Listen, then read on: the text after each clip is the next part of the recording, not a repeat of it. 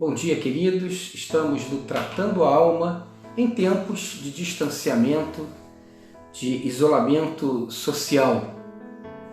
E estamos lendo lá em Mateus, capítulo 5, hoje a última bem-aventurança. Versículo 10. Bem-aventurados os perseguidos por causa da justiça, pois deles é o reino dos céus. Bem-aventurados serão vocês quando por minha causa os insultarem, os perseguirem e levantarem todo tipo de calúnia contra vocês.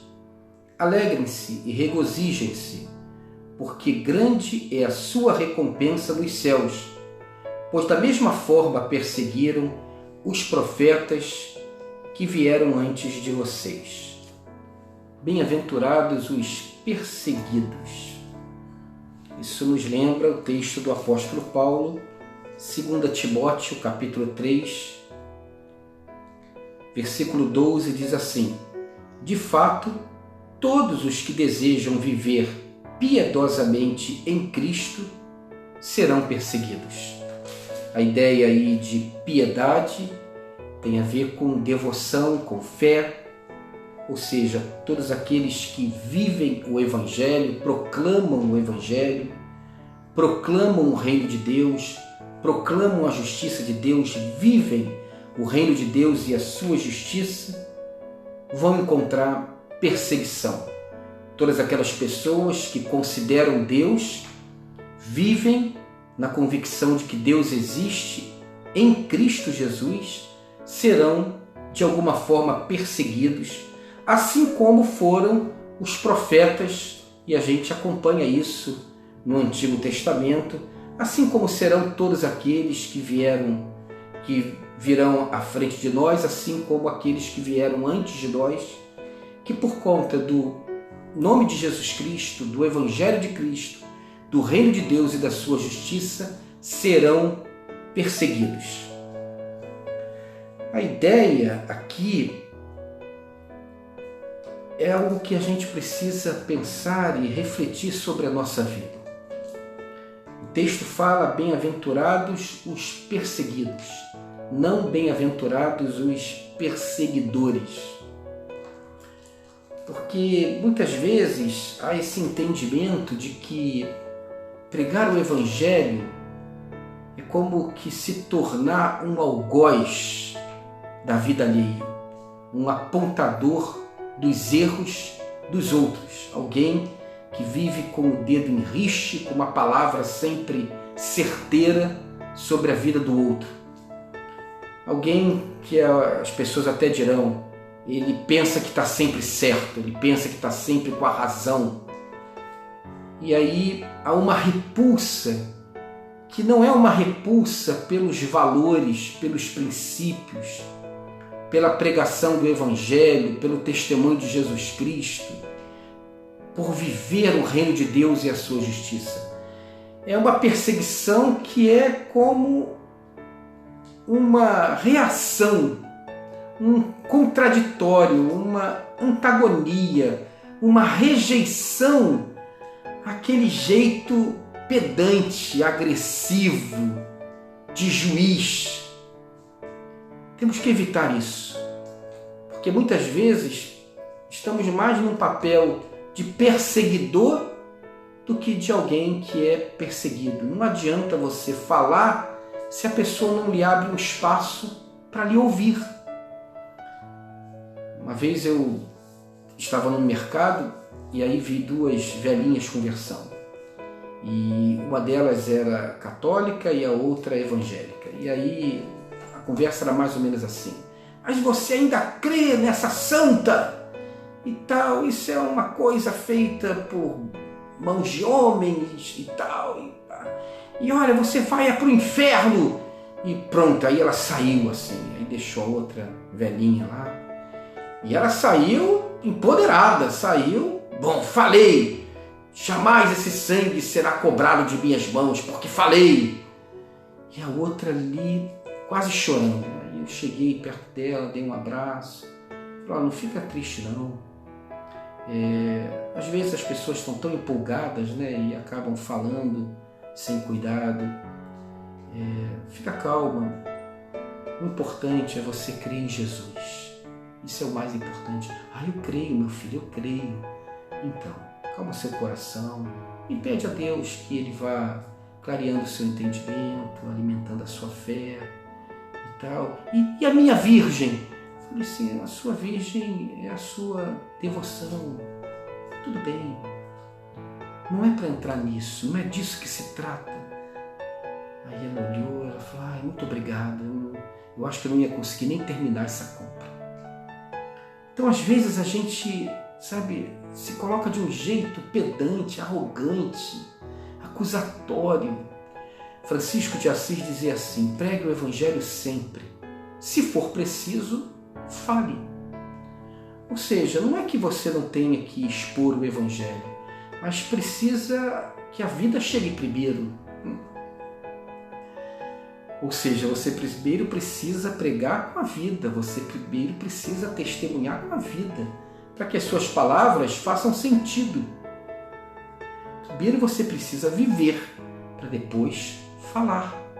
Primeiro vem o acolhimento, vem a empatia, vem aquilo que comove o coração das pessoas, depois vem a palavra. E o que comove o coração das pessoas é aquilo que é o maior valor do Evangelho que estava em Cristo. A humildade, o amor, o serviço. As pessoas olharem para você e verem que esse Evangelho faz sentido na sua vida. Essa é a questão. Isso é que precisa ser trabalhado. E é interessante porque o texto diz feliz. Mas como?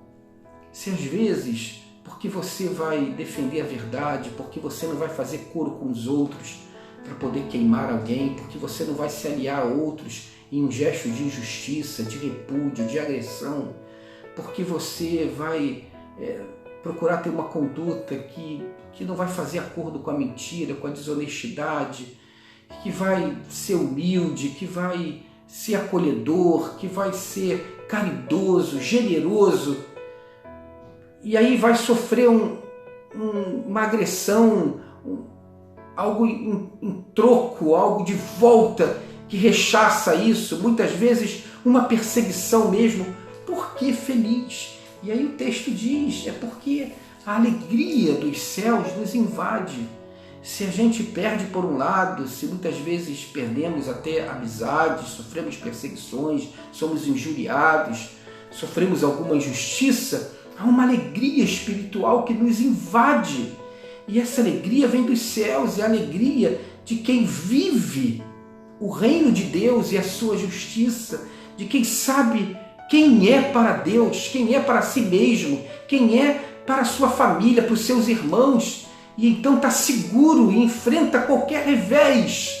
Ou seja, é uma alegria que vem dos céus, e é uma alegria espiritual porque a verdadeira tristeza não está na perseguição, mas está pelo perseguidor.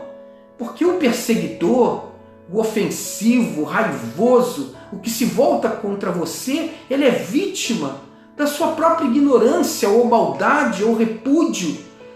Como Jesus, que pregado na cruz disse, Pai, perdoa-lhes porque não sabem o que fazem, como Estevão sendo apedrejado e dizendo, Pai, perdoa-lhes, eles não sabem o que fazem. É uma tristeza que não pode ser encerrada só em nós mesmos, ela não pode ser só umbigada, não é um orgulho ferido, não é disso que se trata o Evangelho, mas a percepção espiritual de ver por trás do agressor, do perseguidor, alguém desencontrado na vida que ele precisava tanto encontrar, esse Evangelho da graça, do amor, da compaixão.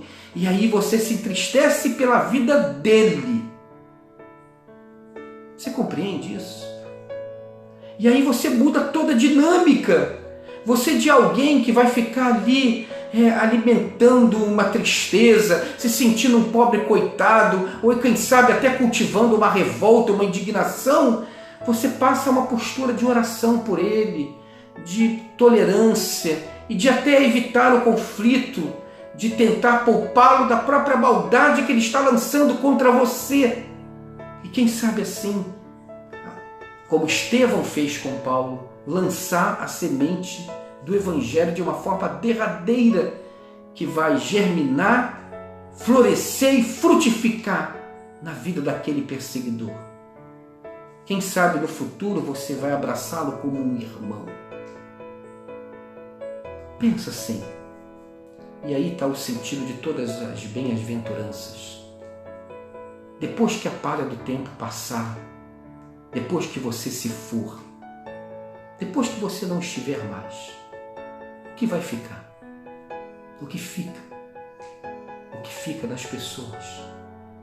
O que tem verdadeiro significado eterno e espiritual?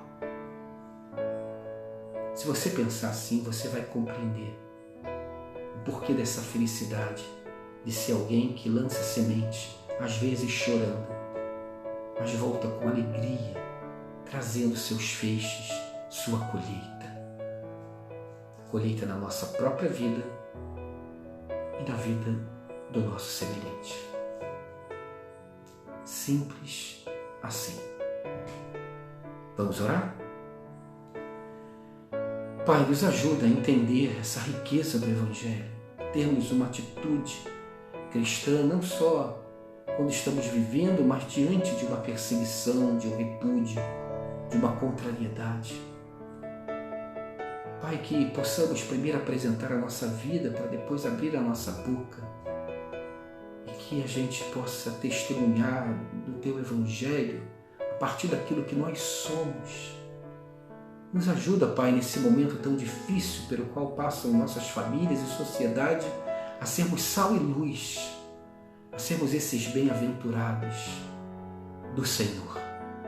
Bem-aventurados que levam bem-aventurança a todos. Amém. Um beijo no coração e até amanhã no Tratando a Alma.